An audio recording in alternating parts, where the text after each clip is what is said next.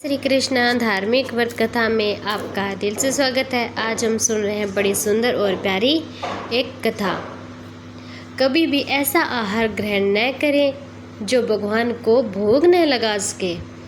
जो भोजन भगवान को भोग लगाया गया है वही प्रसाद रूप में ग्रहण करें। एक भक्त हुआ ऐसा। आइए मैं उसकी एक कथा आपको सुनाती हूँ, जिसका नाम था अंगद। वैसे तो स्वभाव से पहले नास्तिक प्रवृत्ति के थे, लेकिन उनकी पत्नी भगवान की बड़ी प्यारी भक्त थी। उनके मायके में संतों की सेवा होती थी। वहाँ उनके गुरुदेव के उपदेश सुनने को मिलते थे। विवाह के बाद जब वे अंगद जी के ससुराल आई तो देखा वहाँ राज वैभव तो था, लेकिन न किसी संत का दर्शन संभव था, न किसी संत का आना जाना, और न ही भगवत चर्चा होती थी और न ही कोई सत्संग। रानी बहुत व्याकुल हो गई। उन्हें मायके में रोज संतों की सेवा करने को मिलती थी, सदगुरु देव भगवान के दर्शन होते, लेकिन यह भक्ति का तो कोई भी ऐसा वातावरण ही नहीं था। अब अंगद जी की एक विशेषता थी, वे अपनी पत्नी को भगवत भक्त मानकर बहुत श्रद्धा करते थे। उनकी भक्ति मार्ग में कोई विरोध नहीं करते, लेकिन न तो समय भक्ति का आचरण करते और न संत महात्माओं के प्रति कोई श्रद्धा भाव रखते, और न ही भगवान की आराधना करते। अब काफ़ी दिन भी हो चुके थे। संतों के दर्शन न होने के कारण रानी अत्यंत व्याकुल हो गई। उन्होंने अपने मायके पत्र लिखकर प्रार्थना की कि सदगुरुदेव भगवान से निवेदन करें कि कृपा करके एक बार मेरे यहाँ भी वो पधारे, क्योंकि मैं यहाँ से बाहर नहीं जा सकती। मेरे पति संतों के प्रति कोई श्रद्धा भावनाएं नहीं है। जब मायके के राज परिवार से गुरुदेव से प्रार्थना की गई तो वे करुणा में होने के कारण आने के लिए सहमत हो गए थे। अब गुरुदेव के आगमन से रानी अत्यंत हर्षित और बड़ी खुश हुई। उन्होंने चरणामृत ग्रहण किया, आरती उतारी, भोग अर्पित किया और गुरुदेव को आसन पर विराजमान किया। फिर वे धीरे धीरे उनके चरण दबाने लगी। इतने में अंगद जी भी वहाँ आ गए। अपनी रानी को किसी संत के चरण पकड़े हुए देखा। यह दृश्य देखकर वे क्रोधित हो गए और संत भगवान से बिगड़ने लगे। रानी के तो होश ही उड़ गए। इतनी प्रार्थना के बाद गुरुदेव यहाँ पधारे हैं और अब उनके पति उनका अपमान कर रहे हैं, लेकिन गुरुदेव ने रानी की ओर देखकर शांत रहने का संकेत दिया। फिर उठे और वे वहाँ से चले गए। रानी ने दृढ़ संकल्प लेते हुए कहा, अब मैं अपना जीवन नहीं रखूंगी। जब मेरे गुरुदेव भगवान का अपमान हो गया तो मैं न तुम्हारा स्पर्श करूंगी, न तुमसे कोई वार्तालाप करूंगी, न ही तुम्हारे घर का अन्न और जल ग्रहण करूंगी। मैं अपने शरीर को नष्ट कर दूंगी अब, क्योंकि मेरे ही बुलाने पर मेरे गुरुदेव यहाँ आए थे और उनका अपमान हुआ मेरे घर में। ये मुझे सहन नहीं है। अब अंगद जी अपनी पत्नी पर अत्यंत आसक्त थे। उनकी यह प्रतिज्ञा सुनकर उनका हृदय व्याकुल हो उठा। उन्होंने भी अन्न और जल का त्याग कर दिया। जब वे कई दिन बीत गए तो वे अपनी पत्नी के चरण पकड़कर बोले, तुम जानती हो कि मैं तुम्हारे बिना नहीं रह सकता। कृपया मुझे बताओ कि मैं तुम्हें कैसे प्रसन्न करूं। रानी ने कहा, यदि तुम सच्चे मन से मुझे प्रसन्न करना चाहते हो तो हमारे गुरुदेव भगवान के चरण पकड़कर उनसे क्षमा याचना करो। उन्हें मनाकर यहाँ वापस लाओ अपने घर। यदि वे यहाँ भोग ग्रहण कर लेंगे तब भी मैं आपसे खुश रह पाऊंगी। हमारी दिनचर्या फिर से पूर्ववत हो जाएगी। अब अंगद जी भी भक्ति भाव से नहीं बल्कि अपनी पत्नी के प्रति आसक्ति के कारण वे उनके गुरुदेव के पास गए। उन्होंने चरण पकड़कर क्षमा मांगी। संतों का स्वभाव ही होता है कि करुणा में होता है। कितनी भी बार कोई भी उनका अपमान क्यों न कर दे, अगर सच्चे मन से उन्हें प्रणाम करे तो वह सहज ही उन पर कृपा कर ही देते हैं। गुरुदेव उनके साथ जाने के लिए मान गए थे। दोनों ने मिलकर उनके चरण धोए, भोग लगाया और फिर चरणामृत ग्रहण किया।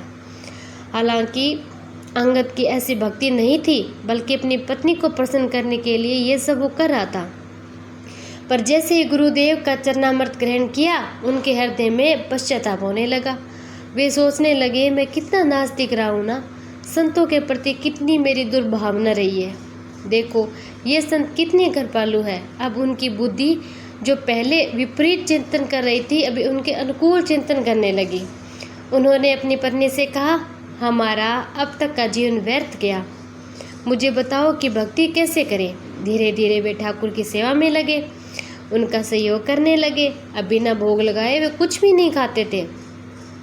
वर्षों से उनकी ये दिनचर्या बन गई थी कि पहले ठाकुर जी को भोग लगाओ और फिर केवल प्रसाद ही ग्रहण करो।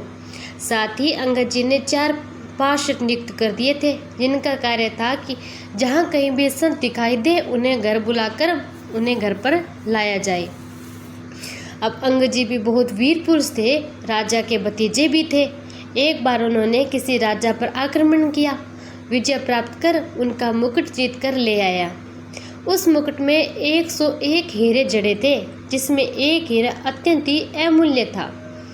अंगद जी को इस विशेष हीरे का मूल्य और महत्व ज्ञात था। उन्होंने शेष हीरे विजय प्राप्त राजा को लौटा दिया, लेकिन वह अमूल्य हीरा अपने पास रख लिया। कहा, यह हीरा जगन्नाथ जी के मुकुट पर मैं जड़ूंगा। अब राजा के कुछ मंत्री और विशेष स्वभाव के दरबारियों ने राजा को उकसाया, उस हीरे की कीमत आपके पूरे खजाने में इससे अधिक नहीं होगी राजा, आपको इसे हर साल में वापस लाना चाहिए।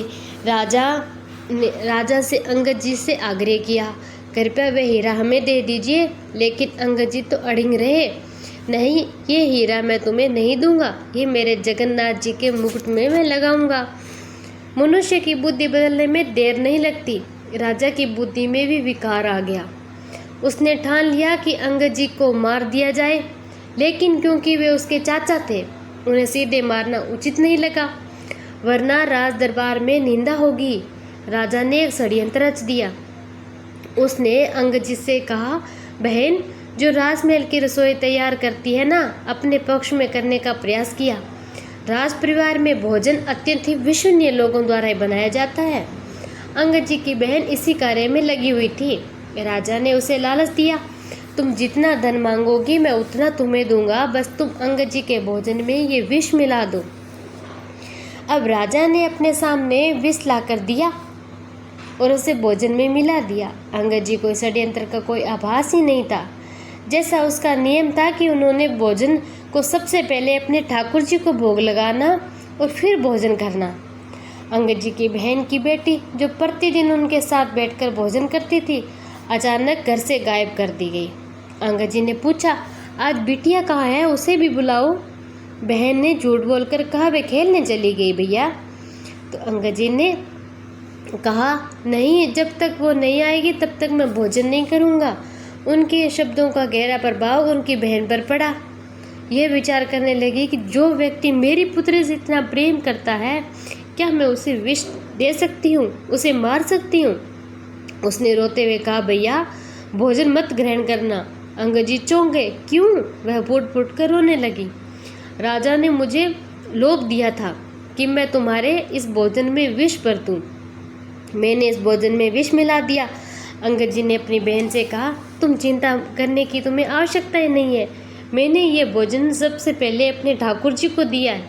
यदि यह भोजन विष भरा होता तो अब ये ठाकुर जी का प्रसाद बन चुका है, इसे कैसे त्याग सकता हूँ मैं। इसके बाद अंगद जी ने संपूर्ण भोजन ग्रहण किया, यहाँ तक कि जूठे पात्र को भी चाट कर खा गया। आश्चर्य की बात तो यह है कि विष का उन पर कोई प्रभाव ही नहीं पड़ा। स्वस्थ सुरक्षित रहे जैसे कुछ हुआ ही नहीं। कहते हैं कि भगवान को अर्पण बिना भोजन कभी मत ग्रहण नहीं करना चाहिए। जब भी भोजन पाओ तो उससे पहले ठाकुर जी को प्रसाद लगाओ, उन्हें भोग लगाओ। यदि तुम ऐसी स्थिति में हो जाओ कि जहाँ सेवा संभव ही नहीं, तो भोजन सामने आ गया तो 1 मिनट के लिए अपने आंखें बंद करो, अपने इष्ट देव को याद करो और प्रभु को अपने मन से उन्हें भोग लगाओ। उन्हें 1-2 बार पुकारो, आओ प्रभु, मेरे इस भोजन को प्रसाद बनाओ, मेरा ये भोजन आप स्वीकार करो, आप भोग लगाओ। तब वो अगर विष भरा ही भोजन होगा तो वो अमृत बनकर प्रसाद के रूप में आपको मिलेगा। आपको अपने प्रभु का सानिध्य मिलेगा। बिना प्रभु को अर्पित किए जल भी ना पिए। ऐसा करने से आपकी बुद्धि शुद्ध और निर्मल हो जाएगी। बोलो श्री कृष्ण भगवान की जय हो।